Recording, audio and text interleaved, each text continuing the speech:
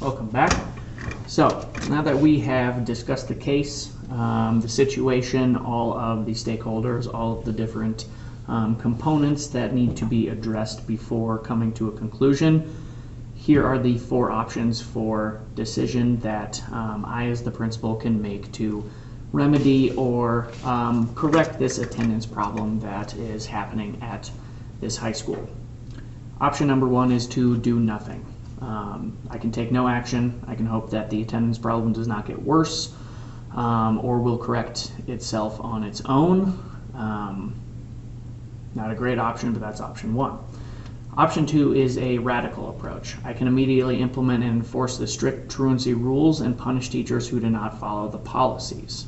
So really just scale it back to what our district policies say, our staff handbook, and really just make a hard line of enforcing those, using those support services, the social services, the juvenile court, to really just send a message that the attendance is not where we want it to be. This is how it's going to look. These are the rules and they're going to be enforced. Option 3 is the retrain and reinform approach. I can review the current policies with all stakeholders at different times and different ways to remind stakeholders of the school expectations. So when I say stakeholders, I'm talking the students, the teachers, the parents, basically just reminding them of those rules, reviewing all of those current policies with each of those stakeholder groups individually at set planned times that I choose, in hopes that retraining and reinforming, just kind of refreshing their memories of what the policies are, will help to mitigate some of the abuse of those policies, establishing the fact that they're important for them to be followed, and all of that. And then number 4, establish new supports and interventions. So this last approach would be to restructure attendance policies at the school. I'd like to create a position for tracking and approving absences while working with local support services, creating a multi-tiered system for tracking data around attendance, using that to create interventions and thresholds for legal actions, and really coming up with a thorough system of supports, which I'll explain in the pros and cons. So those are the 4 options that I have come up with. To evaluate these options, for option number 1, for doing nothing, hoping again for attendance issue to resolve itself and go away without a need for action. Some pros there: it's the simplest and most cost-effective approach. It literally costs nothing because you're doing nothing. It also, as a principal, avoids rocking the boat in your first year, which could be seen as a pro. For cons, obviously it does not accomplish anything productive to improve student achievement and school success. With 85% of the school already missing 10+ days, the superintendent has made a point to say that this is an issue that he would like to see solved. By doing nothing, it does not solve that problem. Attendance rates will almost certainly decline. Problems don't normally improve by ignoring them. Poor grades, graduation rates, and high dropout rates will jeopardize my job in the overall scheme of things, so it's going to be more damaging in the long run regardless, to myself included, as well as all of the other stakeholders. And then the community perception of the school and staff may be severely damaged, especially if there is no follow-through or systems to ensure that kids are attending school and being encouraged and supported to attend school. That's going to paint a very bad picture of the school in the community's eyes. Option 2 for my radical approach, immediately implement and enforce the strict truancy rules and punish teachers who do not follow the policies. Pros for that: the approach would effectively improve attendance rates immediately, just by nature. The results would be effective and would be able to be accomplished very quickly, and it adheres to district and state laws and policies. Some of the cons are that it creates a lot of unexpected work for support services. That would be enforcing legal penalties, especially from going from not really using them that frequently to using them consistently and across the board. It would be a large spike in the amount of work and could overwhelm those support services. It may be damaging to staff and student morale for the quick and decisive decision and action, especially because it could honestly be seen as very much threatening to the stakeholders. And it may create a bad perception of the school from the stakeholders just due to this quick turnaround. All of these immediate and decisive actions may not always be properly received as something that is intended to support the students and the stakeholders. Option 3, retrain and reinform approach. So again, I would review the current policies with stakeholders at different times and at different ways and remind stakeholders of the school expectations. So specifically to do that, I would send out parent and community newsletters highlighting the policies. I would retrain teachers at back to school professional development and meetings and just kind of go over expectations, let them know like this is what's expected of you. I need these to be followed across the board. And I would also do the same thing with students at the back to school assembly / orientation just to remind everyone, get back on the same page as far as what the expectations are and how those are going to be followed. The pros of that is it addresses and involves all stakeholders in the presentation of the information and the policies. The decision is data-driven for establishing a need. Obviously, there is a need based off of just how many people are not currently following the policy. That speaks to me as that at very least there needs to be a little bit of a reminder and some retraining. And then it communicates information in a professional manner. The cons is that it very well could not lead to any positive results. Maybe it would reduce the attendance issues a little bit, but it may not do a whole lot in the overall scheme of things. And then it does nothing to influence policy for school level governance and operating systems that support school improvement. It's more just kind of throwing a Hail Mary and saying, these are the rules, I want everyone to follow them, and hoping that they do. For the last one, establishing new supports and interventions. Again, I would restructure attendance policies at the school, create a position for tracking and approving absences, working with local support services, creating a multi-tiered system for tracking data, creating interventions and thresholds for legal action to occur. The pros are that it promotes the current and future success and well-being of students and adults by involving all stakeholders and support services in the decision-making process. It develops and improves a data-informed school resource plan that applies laws, policies, and regulations. It provides multiple tiers of support for students to attend before punitive consequences are imposed. It helps to keep accurate attendance records and data and decisions consistent by creating one person to kind of handle all of it as their primary role.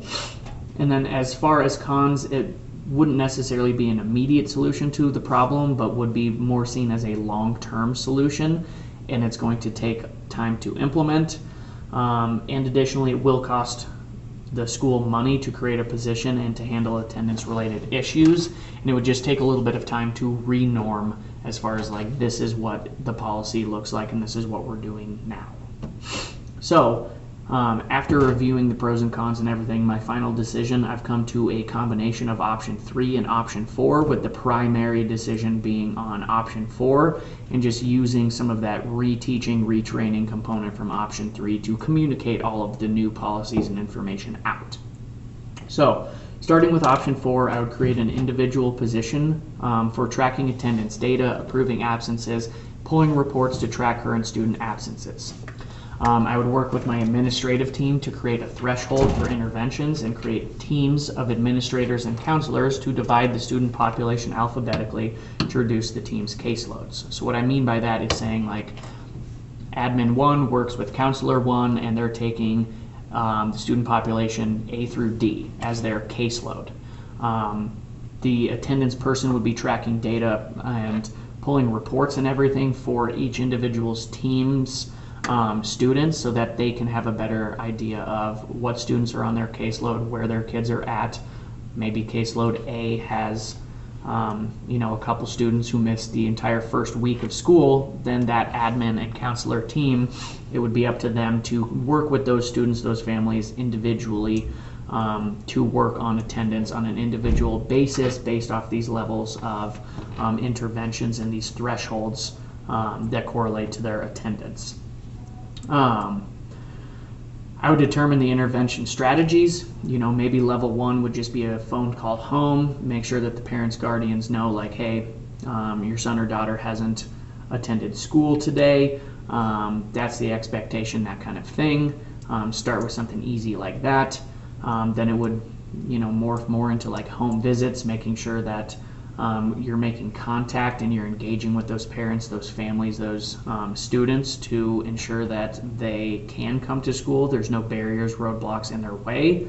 More advanced intervention strategies would be obviously using your local support services, things like social services, juvenile court, all of that stuff.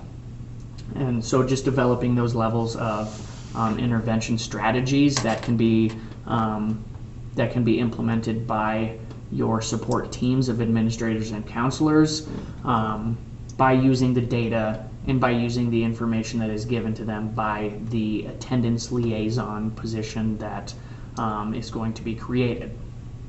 Then I would follow up with option 3, which is communicate new support systems and interventions to all stakeholders in the manner described in option 3 to ensure that all relevant individuals know what the policy and what the plan is.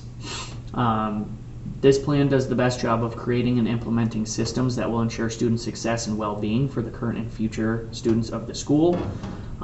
It creates a more consistent system of attendance and data tracking by centralizing the attendance factors to one individual as opposed to having a variety of different people all using their own discretion. It involves the most stakeholders for communication and follow-through of attendance systems all in one place. To implement my decision, I would start by creating the attendance coordinator / dean of attendance and obtained a qualified candidate to ensure follow through with the systems. I would gather data for attendance from previous school years, perception data around attendance systems for various stakeholder groups, and compile that data. Myself, as well as my administrative and counseling team, would analyze the data and try to identify commonalities that will assist in creation and implementation of intervention levels.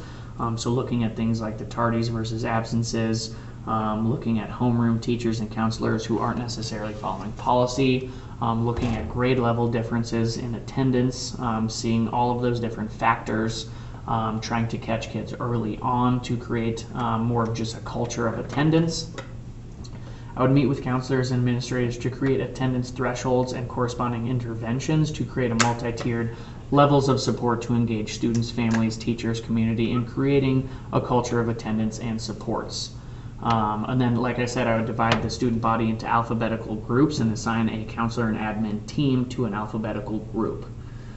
Once systems are created and in place, I would communicate those new expectations and systems to stakeholders as described in option 3, and then continue to regularly review and analyze data to ensure the system is working and, edit and adapt when needed. Who needs to be consulted before or during the implementation of this plan? Individuals that need to be consulted are administrators, superintendent, counselors, teachers, other support services that work within the school. These stakeholders are going to be crucial in the creation of the interventions and supports as well as the follow-through of this system. Perceived problems that I could come up with would just be pushback from stakeholders for the cost and workload around implementation of the plan. From there, I would more just remind them that we have strict policies. We can go more of a punitive route with truancy court legal action, and that these systems are intended to avoid potentially costly legal action and create a system that will support and work with students and families and school officials to mitigate issues before they need to become costly or before they need to become a legal issue. So to reflect, this case study has put me in a leadership position that has tasked me with creating a way to solve a very real problem that schools have with attendance in this day and age. By completing this case study, I have successfully demonstrated my ability to promote the current and future success and well-being of each student and adult by applying laws, policies, and regulations to create an equitable plan that is grounded in data and will support school improvement and student development. Creating a system of supports within the school to assist students, families, and teachers with solving attendance issues on a case-by-case basis will ensure that students and families remain engaged with the school system and feel supported in their struggles as opposed to just punished by them.